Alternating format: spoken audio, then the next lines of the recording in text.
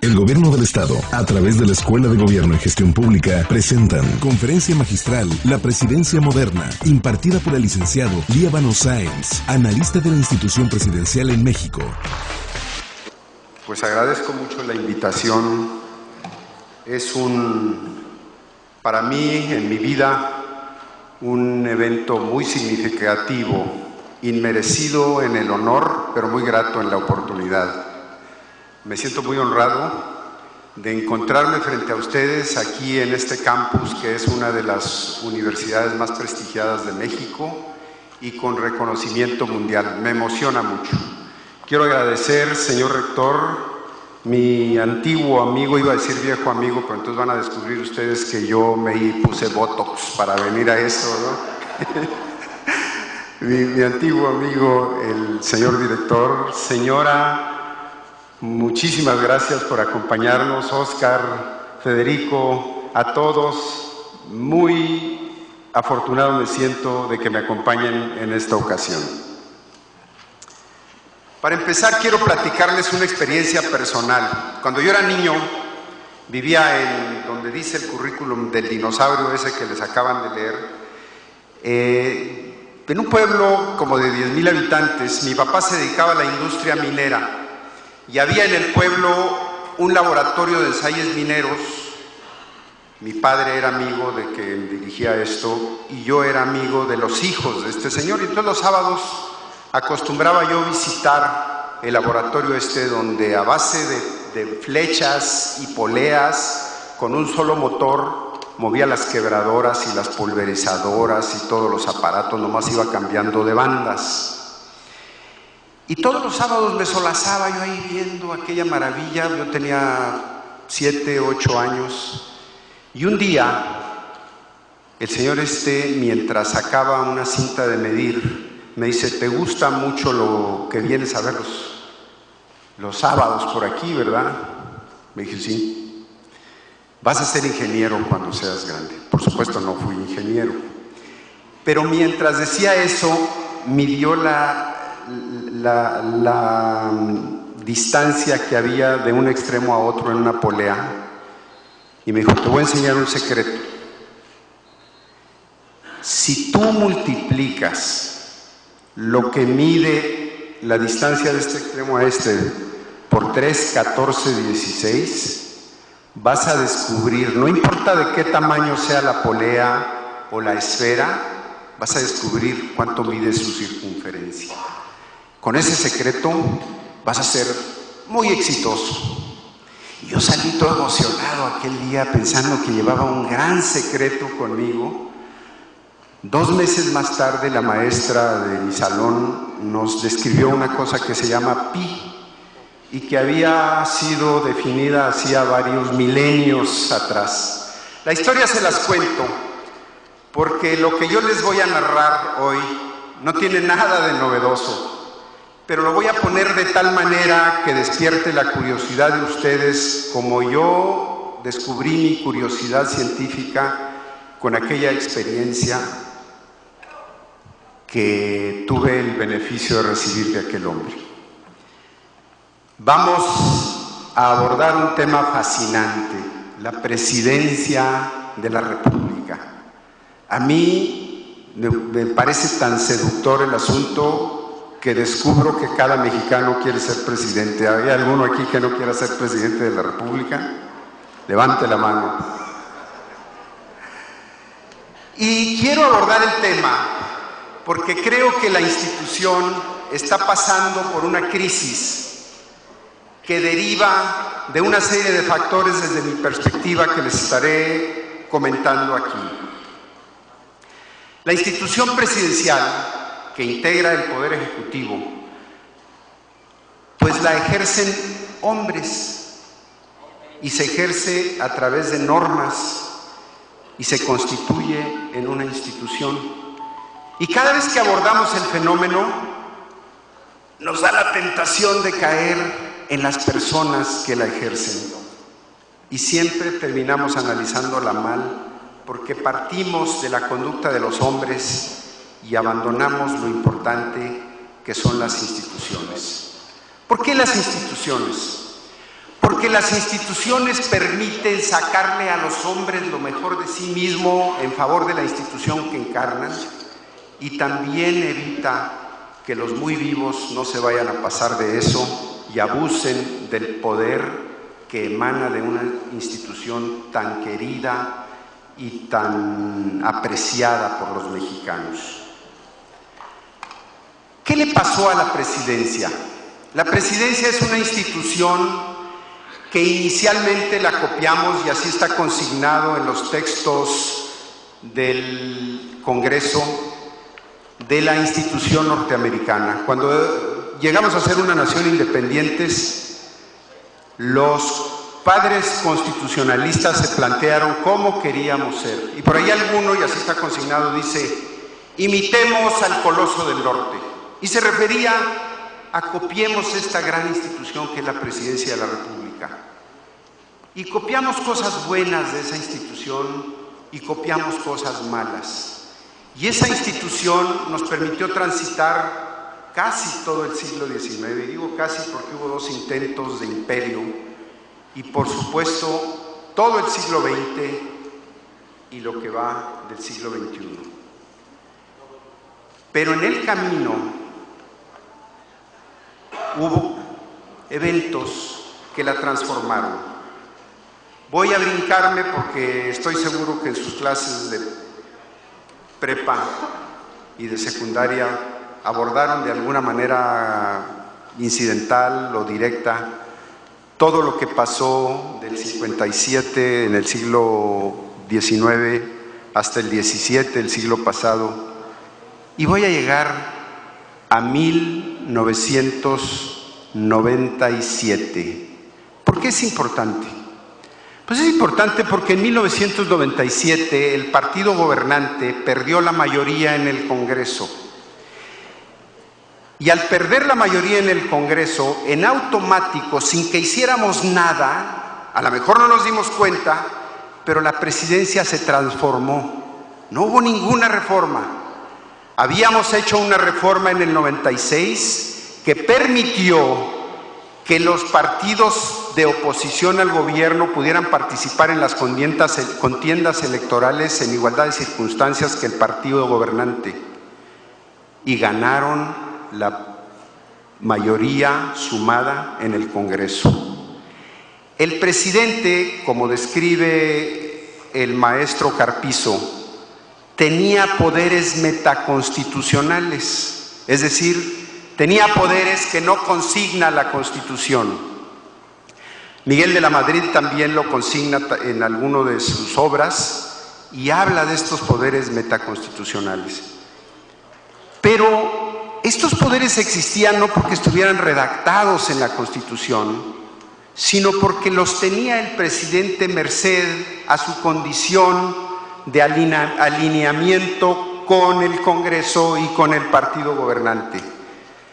Y a lo largo del siglo XX, dice el historiador que muchas de las atribuciones que tienen los estados se fueron llevando a la federación. El artículo 124 de la Constitución habla de las facultades derivadas, es decir, lo que no está en esta Constitución federal es responsabilidad de los estados.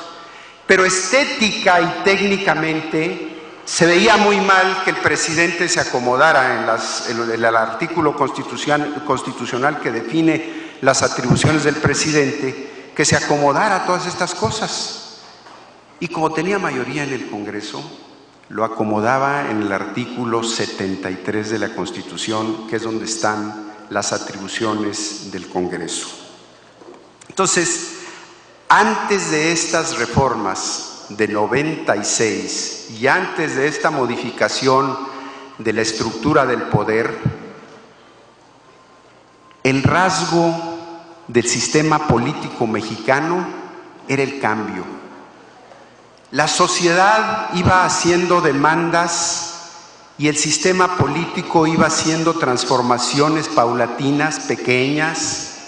La transición mexicana no tiene un momento fundacional, ni tampoco hay una ruptura, Ese es un privilegio, porque mientras las naciones de América del Sur pasaban en un mismo año 3 gobiernos y perseguían a los que estaban, y por cierto se refugiaban en México, nosotros vivíamos paz, porque íbamos adecuando las cosas, íbamos haciendo modificaciones. Quizá la más importante fue en el 77, cuando el licenciado Reyes Heroles hace una reforma que permite que las oposiciones tengan representación en el Congreso.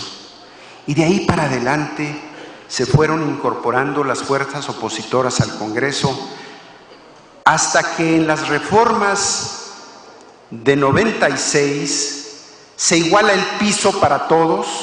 Zedillo dijo por ahí en una entrevista en España que él había ganado legalmente, pero que no había ganado equitativamente. Y tenía razón. Si ustedes le preguntan a don Luis H. Álvarez cómo fue su campaña por allá en 1958 y le dicen, oiga, ¿y usted a cuántas radiodifusoras fue? Les aseguro que les va a decir, fue candidato para los jóvenes que todavía no habían nacido. Yo creo que no fue a ninguna. Y si le preguntan que si cuánto dinero le dio de recursos fiscales el gobierno para hacer su campaña, yo creo que no solamente no le dio, sino le quitó la fábrica de mezclillas que él escribe en sus memorias. Y la reforma de 96 iguala el piso, para que la siguiente elección, dice Zedillo, no solo sea legal, sino equitativa. Y al tomar posesión él en el 94, en su discurso inicial se plantea 4 propósitos. Uno de ellos era que en la siguiente elección federal no haya conflicto postelectoral, porque ustedes no están para saberlo porque eran niños o no habían nacido, pero había elecciones y después de la elección había un proceso de negociaciones y era sistemático: campaña, elección, negociación postelectoral. Efectivamente, las reformas de 96 cambiaron por un tiempo eso. Y perdimos la mayoría. Y al perder la mayoría, el Estado perdió, el sistema político mexicano perdió ese rasgo que es la transformación, la reforma, y no lo ha vuelto a recuperar. Si ustedes revisan, de entonces a la fecha, fíjense qué paradójico. Cuando llegamos a ejercer libertades políticas, perdimos la capacidad de cambio. Y no hemos sido eficaces. Esto no es un problema nada más del Partido Acción Nacional en el gobierno. Los últimos 3 años de Zedillo así fueron. La única transformación que ha habido, la única institución moderna que surge de este cambio es el IFAI, y no hay otra. No podemos seguir así. Y nos hemos preguntado, si ese es el problema, ¿cómo resolverlo? Pues yo encuentro 3 opciones para resolverlo. Y esto me lleva a la justificación del nombre que por cierto no se lo puse yo, sino que afortunadamente en función de mi libro así se lo pusieron por aquí. Me lleva a buscar la presidencia moderna, la presidencia que nos permita transitar en nuestra etapa democrática. Algunos dicen, bueno, pues yo creo que hay que olvidarnos de eso. Yo creo que debemos sustituir nuestro sistema por un sistema parlamentario y que las mayorías se construyan en el Congreso y se vuelvan gobierno merced a la voluntad de los representantes. No voy a abundar mucho en eso, yo creo en el sistema parlamentario, pero en Europa. Me gusta mucho en España, en Inglaterra, en Canadá. Aquí en México, con estos partidos y estos legisladores, a mí no me interesa tener un sistema parlamentario. No hay semana que no haya un escándalo de abusos en la Cámara de Diputados o en la Cámara de Senadores, o porque los llevaron de paseo a Marruecos en virtud de que estaban viendo un asunto de medicinas o porque se ahorraron 150 millones de pesos y se los repartieron ahí entre todos porque era Navidad, pero hay abusos. Esos legisladores y estos partidos no me permiten a mí creer que el problema de eficacia del gobierno se resuelve vía el sistema parlamentario. Las mayorías se constituyen en un sistema parlamentario a partir del ejercicio que llevan a cabo los partidos políticos y los legisladores. Si ustedes levantan una encuesta, y lo hacen todas las casas encuestadoras, van a encontrar que en el sótano del afecto de los ciudadanos están los policías, los legisladores y las cámaras. ¿Esos son los que me van a hacer gobierno a mí? No, gracias, no nos interesa. Entonces el sistema parlamentario en México no nos interesa porque no tenemos una cultura de vida democrática entre los legisladores y los partidos mexicanos. ¿Cuál es la otra opción? La otra opción, plantean por ahí el senador Krill y el senador Beltrones, es un sistema semipresidencial. De tal manera que los mexicanos elegimos un presidente y el Congreso se reúne a elegirnos un gabinete y nombran un jefe. Y así resulta que tenemos un jefe de Estado en el presidente de la República que elegimos nosotros para que vaya a los cumpleaños y a las primeras comuniones y use los aviones y reciba a los presidentes que vienen de otros países, y un jefe de gobierno que nos van a imponer los diputados y los senadores. Yo creo que este sistema suma los defectos de ambos sistemas, del parlamentario y del presidencial, y no agrega una sola virtud de estos dos sistemas que he descrito. Se requieren partidos y parlamentos acreditados y con ascendiente en la sociedad. Se requiere una cultura política democrática que honradamente en estos 14 años, ya 15 que llevamos de alternancia, yo rara vez la encuentro. Sí la encuentro, sería injusto decir que no, pero no muy seguido.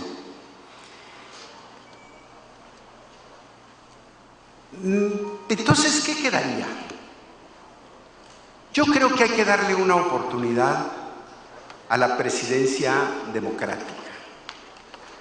Yo creo que hay que intentar darle instrumentos y herramientas a la presidencia de la República que le permitan recuperar aquella eficacia que tuvo antes y que permitió llevarnos y transitar por grandes dificultades que el mundo tuvo durante todo el siglo XX y que lleven a la sociedad a estadios de mayor bienestar, de condiciones de oportunidad que hemos ido perdiendo porque no nos hemos ido transformando. Dentro de estas opciones que presenta el régimen presidencial, hay quien plantea que por qué no buscamos que la ley nos defina las mayorías. Porque el problema, dicen, y dicen bien, es que no se ponen de acuerdo el presidente y los legisladores. Y entonces dicen, quitemos la cláusula de gobernabilidad y dejemos que el partido que obtiene más votos, el que obtiene más diputados, pues tenga una mayoría que le permita llevar a cabo el programa que lo llevó al poder. No es mala la idea, pero entonces la legitimidad se la da la ley y no se la da el voto ciudadano. Por tanto, yo desecho como salida para un gobierno eficaz esa posibilidad. Porque en realidad pues el problema no es el voto de los ciudadanos. El problema es que no hay incentivos para la colaboración entre poderes y eso no lo resuelve. Somete a través de la ley al resto de los diputados el partido que obtenga una mayoría. La otra opción que plantean algunos dice, no, es que la reelección consecutiva inmediata de legisladores resolvería el problema. Yo creo que no. Yo creo que la reelección hay que contemplarla y sí es una buena salida, pero el problema que tenemos de falta de eficacia no se resuelve con la reelección, resuelve otros y no es mala. No quiero dejarles la impresión de que estoy en contra de la reelección consecutiva de diputados. No, pero no resuelve el problema que a mí me interesa plantearles hoy, que tenemos que resolver los mexicanos. ¿Resuelve el desencuentro que hay entre el presidente? Tampoco. Lo único que logra es que el diputado se vuelva más responsable frente al ciudadano que lo eligió. Y para esto tenemos que brincar el texto constitucional que dice que los diputados representan a la nación. No dice que representan a los ciudadanos que los votaron.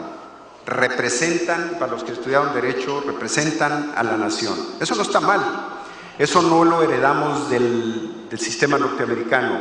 Nos viene de la Constitución de Cádiz, que a su vez les viene de la Revolución Francesa. Entonces, pues esto lograría que se debiliten los partidos, propiciaría la cooptación, que hoy en día, en función de nuestra realidad social, no sería tan bueno, resolvería otros problemas, no la desecho, pero no resolvería el problema de la eficacia del gobierno. Hay algunos que proponen, está de moda, pues que haya alianzas entre opositores. Pues sí, pero se ponen de acuerdo para ir a las contiendas electorales, no se ponen de acuerdo para legislar una vez que ganan, y además son cínicos porque nos dicen, no, nuestra alianza es un asunto nada más práctico, no es de ideología, porque yo no estoy de acuerdo con las cosas que hacen aquellos, y el otro dice, y yo tampoco con las que hacen ustedes, pero hay que derrotar al PRI, como si el PRI fuera oposición. El PRI no está en el gobierno, el que está en el gobierno es el PAN. Entonces, sí son buenas las alianzas, pero que las lleven a cabo también para ejercer el poder. Creo que eso tampoco resolvería el problema. Y entonces, ¿qué resuelve el problema? Yo diría que hay que modificar el sistema de representación. Y para modificar el sistema de representación hay que tomar en cuenta que cuando el Poder Ejecutivo perdió los poderes que no le daba la Constitución, sino con su condición de tener mayoría en el Congreso y un partido hegemónico, le daban la oportunidad de hacer cambios, perdió eso, pero nosotros no cambiamos el andamiaje jurídico. Seguimos comportándonos jurídicamente, constitucionalmente, como si todavía fuéramos aquella presidencia hegemónica, aquella presidencia que tenía poderes omnímodos, y no hemos cambiado eso. Y les decía hace un momento que los gobernantes trasladaron facultades de los estados a la federación y los colocaron en el 73 constitucional. Y ya que estaban ahí, el presidente y el partido del presidente perdieron la mayoría, pero las facultades se quedaron ahí. En automático hubo un traslado de poder hacia el Congreso, pero el Congreso no se reformó. Sigue manejándose con las mismas normas que tenía cuando estaba subordinado al presidente de la República. Nada más que ahora se dieron cuenta que sí mandan. Y entonces mantienen permanentemente en la extorsión y el chantaje al presidente de la República. El presidente Fox mandó muchas iniciativas que se quedaron guardadas en los escritorios. El presidente Calderón mandó muchas iniciativas que se quedaron guardadas en los escritorios. El presidente Zedillo mandó iniciativas que no fueron dictaminadas. ¿Por qué? Porque los diputados, el Congreso, siguió actuando con las mismas normas que tenía cuando estaba subordinado. ¿Y saben quién también es otra ficha suelta? Los partidos políticos. Los partidos políticos no se han transformado. Y la reforma que se hizo en 2007 volvió más poderosas a las cúpulas de los partidos y menos poderoso al ciudadano. De eso se trataba, de que el ciudadano tuviera poder. Pero es tan crudo el cambio en perjuicio del ciudadano que en la reforma, en la exposición de motivos, dice que se ha judicializado la vida partidaria. Es decir, se inconformaban los militantes de un partido, iban a los órganos electorales y a los partidos políticos les molestaba que sus militantes salieran a defenderse ante los órganos electorales y por tanto en la reforma regresaron esas atribuciones a los partidos políticos. Dijeron, no, las inconformidades que se resuelvan internamente. Hombre, pero si quien pone a los órganos que dirimen estas dificultades dentro de los partidos, pues es la cúpula del partido, ni modo que vaya a resolver en favor de un militante. Y un militante debe tener frente a la dirigencia del partido derechos iguales que los que tiene un ciudadano hoy en día frente al Estado mexicano y que hace valer a través de una ley. Necesitamos una ley de partidos, necesitamos una ley de la presidencia, necesitamos que se transformen las normas del Congreso para que respondan a una vida institucional. No debe haber una sola manifestación de poder en ningún país que no tenga rendición de cuentas. Las nuestras no tienen rendición de cuentas. Es necesario que nuestros diputados y nuestros senadores respondan a los ciudadanos y que rindan cuentas. Nos seguimos manejando con las mismas leyes de cuando ellos obedecían leal y submisamente al presidente de la República. No vayan a creer que soy un cínico, es una etapa que yo viví, la conozco porque estuve ahí adentro y sé que eso era algo que no estaba bien, pero está peor ahora que tienen libertades que antes no ejercían. ¿Y qué es modernizar a la presidencia? Es muy sencillo, no hay que hacer grandes transformaciones. Hay que darle veto parcial al presidente de la República. Cuando una ley no le guste al presidente, la tiene que regresar completa. Bueno, pero si hay artículos ahí que sí convienen al propósito que animó la iniciativa, pues no, se regresa completa. El presidente no escoge, una vez que le aprueban una ley, con qué se va a quedar. La tiene que regresar completa. Tiene que haber iniciativas preferentes. Como está la norma, si el presidente de la República manda una iniciativa, no hay poder en el mundo que obligue a los diputados a dictaminarla. Hombre, pero si no estamos pidiendo que digan que sí, lo único que estamos pidiendo es que asuman su responsabilidad frente a la sociedad, que digan que no, porque yo no le puedo hacer cargos en la responsabilidad social a mi representante si no ha dictaminado la ley. Que la dictamine, que diga que no. Bueno, debe haber 2 o 3 iniciativas presidenciales al año, si no es que todas, pero me conformo con 2 o 3, que puedan ser de obligado pronunciamiento por parte del Pleno de las cámaras. Debe haber una previsión presupuestal. Si un día, afortunadamente no ha existido, si un día los diputados deciden no aprobar el presupuesto, mexicanos, les tengo muy malas noticias, se van a quedar sin gobierno porque no va a haber presupuesto para sostenerlo. No hay previsión en caso de que el presidente de la República no obtenga una aprobación, modificada como sea, de su presupuesto. Y les decía yo, hay que crear una ley de la presidencia. Actualmente, el presidente, como está la estructura constitucional y jurídica, el presidente de la República se comunica con los partidos, se comunica con los otros niveles de gobierno y los otros poderes a través de la Secretaría de Gobernación.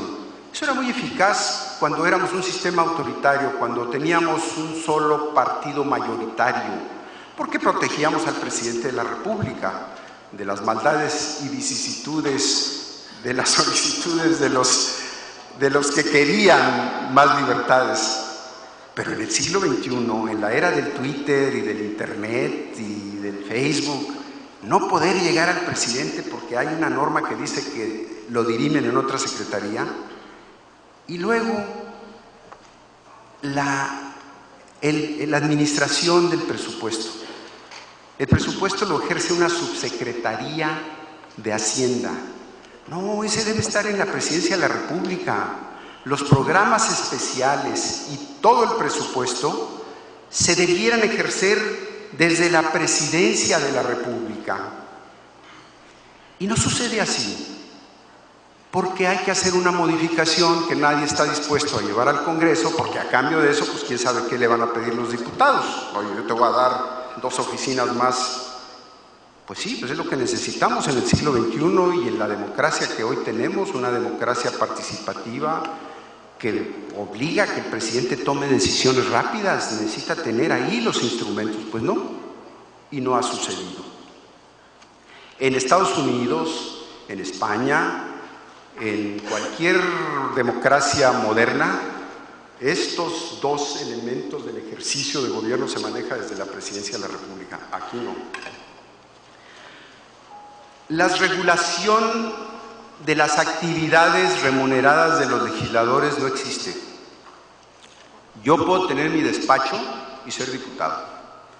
Y puedo hacer trámites ante cualquier secretaría y no hay una distinción de mi condición de diputado. Eso, pues yo no quiero coartar la libertad de ningún diputado.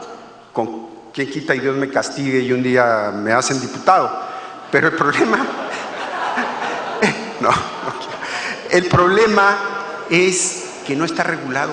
Como no está regulado el lobismo, el trámite de un ciudadano a través de un intermediario en el Congreso no es malo, pero que los regulen, que no puedan manejarse con la libertad que se manejan actualmente. Y creo que debiéramos entrarle al tema del referéndum. Yo creo que debe haber referéndum para la parte dogmática de la Constitución, no para la parte orgánica. Yo creo que si me van a coartar libertades como me las coartaron en la reforma de 2007, pues al menos que me pregunten si eso es lo que quiero, pues si yo soy el dueño del asunto, yo mexicano. No hay eso. O sea, no estoy pidiendo que nos pregunten qué color de cortinas vamos a poner en la casa del presidente de la República. No, estoy pidiendo que si me van a modificar mis garantías constitucionales, me pregunten, que no me digan de un día para otro que los ciudadanos no pueden protestar o denunciar el mal comportamiento de un político porque eso es denostarlo. Eso viola mi garantía y mi libertad de expresión. Yo creo que debe haber un referéndum para ese efecto. Creo, como les decía, en la reelección de los diputados, pero en la elección intermedia. ¿Por qué creo en eso y por qué lo propongo?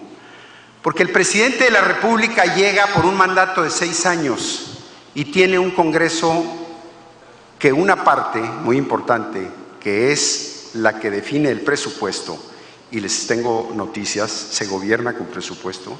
Es decir, no hay otra forma de gobernar, se gobierna con presupuesto.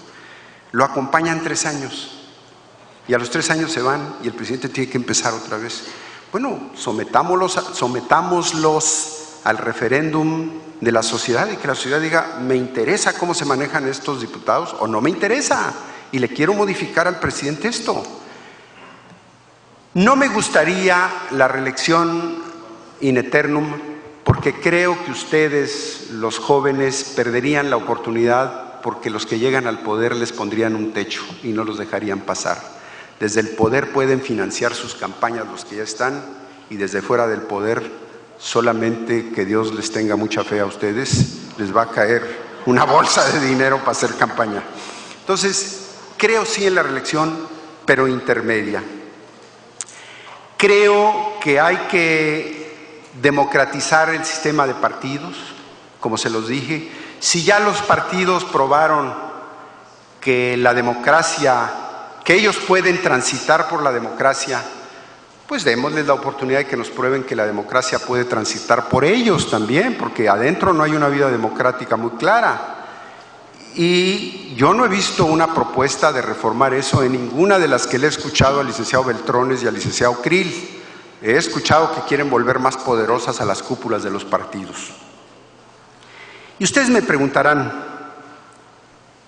¿y todo esto no es muy ingenuo pensar que se puede lograr si los que modifican la ley son los beneficiarios que, como dije al principio, en forma automática se hicieron del poder? Pues visto así, sí, parece muy ingenuo, pero como depende de nosotros los ciudadanos, yo creo que se puede hacer y nos deseo mucha suerte para que logremos todas estas modificaciones. Muchas gracias por atenderme. El Gobierno del Estado de Colima, a través de la Escuela de Gobierno y Gestión Pública, presentaron Conferencia Magistral La Presidencia Moderna, impartida por el licenciado Líbano Sáenz, analista de la institución presidencial en México. Gobierno del Estado de Colima, late para todos.